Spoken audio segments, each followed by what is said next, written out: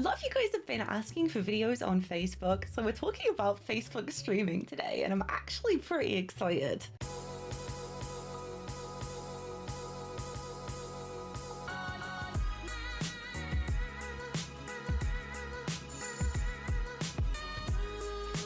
Hi guys, I'm Saucy and I help new streamers level up their content. Before we get into this, I'd just like to give a massive shout out to Takini, whose name I'm hopefully pronouncing correctly, who was my Facebook streaming guru for this video. You can find a link down below to her Facebook profile, guys, so definitely jump over there and drop her a follow. I'm going to start this video with a disclaimer, which I have never done before. This video is not going to be helpful for all of you. In fact, if you guys already have a community on Twitch and you're seeing growth, and switching platforms is going to be really harmful to your stream. And this is because of the concept of audience alienation, which I actually talk more about in this video. Moving platforms can, in many cases, mean starting again from scratch completely. I moved platforms from Mixer to Twitch when Mixer closed down, and 4 months in, we're still rebuilding everything that we lost. So proceed with caution when platform switching in general. That being said, here are my 5 reasons why you should stream to Facebook instead of Twitch. Platform saturation. Now we're going to start with this one because this is actually the reason why I made this video in the first place. We all know that Twitch is totally saturated with streamers, right? I mean, we can see that when we go to the homepage. To understand just how saturated it is, let's have a look at the Streamlabs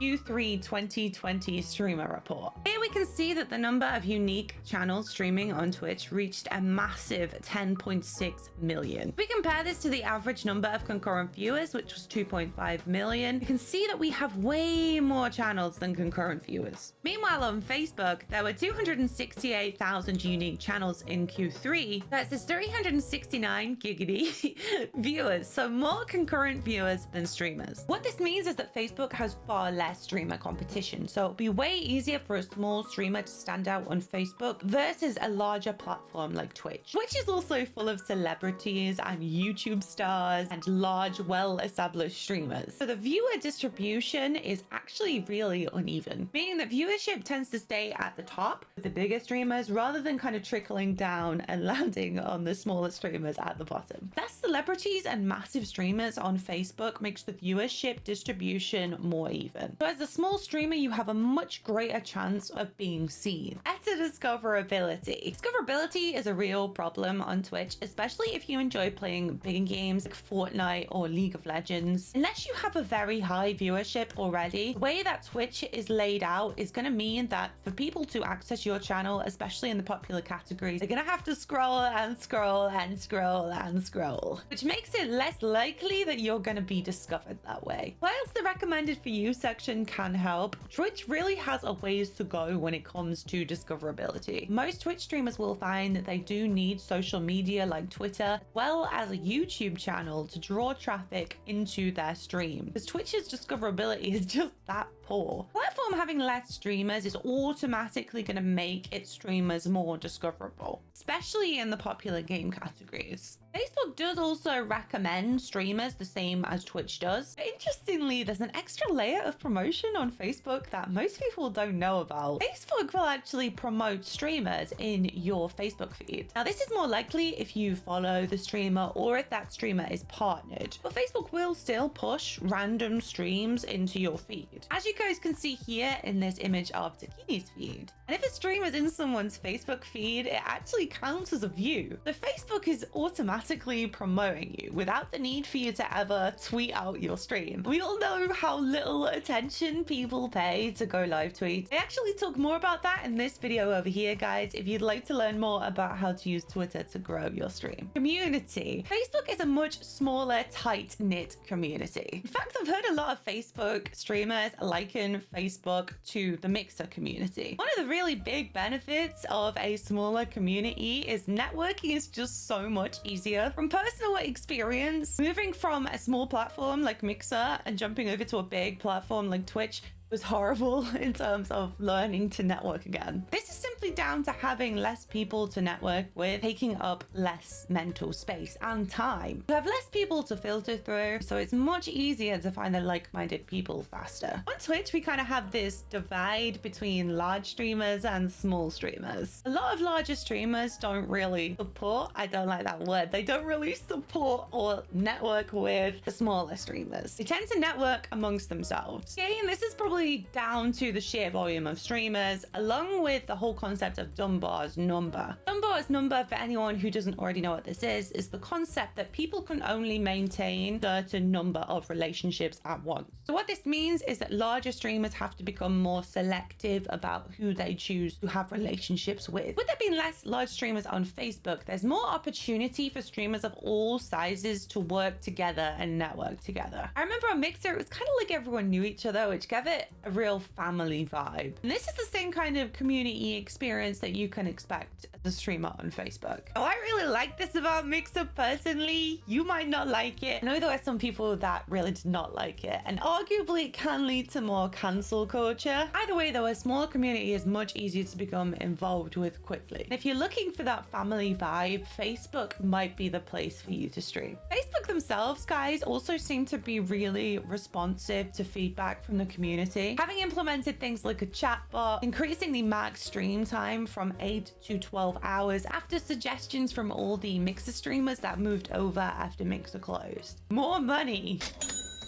As of August 2020, Facebook are actually giving all of their streamers who are eligible for subs 100% of sub revenue. Now, subs are slightly cheaper on Facebook, showing for me about $4.53. Did convert that though from sterling, so hopefully that is about right. But no other platform that I personally am aware of, and if I'm wrong on this, guys, please do let me know down in the comments below. No other platform that I'm aware of has ever given their streamers 100% of sub revenue. Now, this is on desktop, because over on mobile, the mobile app providers do take their cheeky little 30%. So subscriptions from mobile will only give Facebook streamers 70% revenue. But the important thing to note here is that zero money from subs seems to actually be going back into Facebook's pocket at this point. This is apparently a promotional thing which will end this time next year. But even without this promotion, Facebook streamers actually receive a higher percentage of revenue from subscriptions and the industry standard. So Facebook streamers receive 70% revenue, whereas the industry standard is 20% less at 50%. All Twitch streamers only receive 50% sub revenue. I would be so happy if I got 100% sub revenue. I can't even tell you how happy I would be. Just a quick note on who is eligible for subs on Facebook, because there is a whole load of confusion around this. What you have to do to start with is apply for something called the Level Up program, which is actually like Twitch affiliate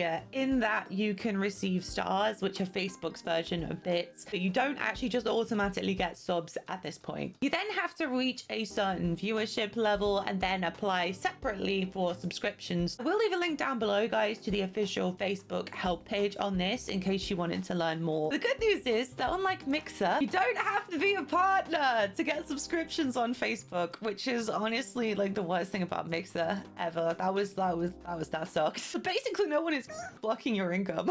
Inbuilt marketing and promotion. Who here feels constantly torn between the million different platforms that are required to be a streamer in 2020?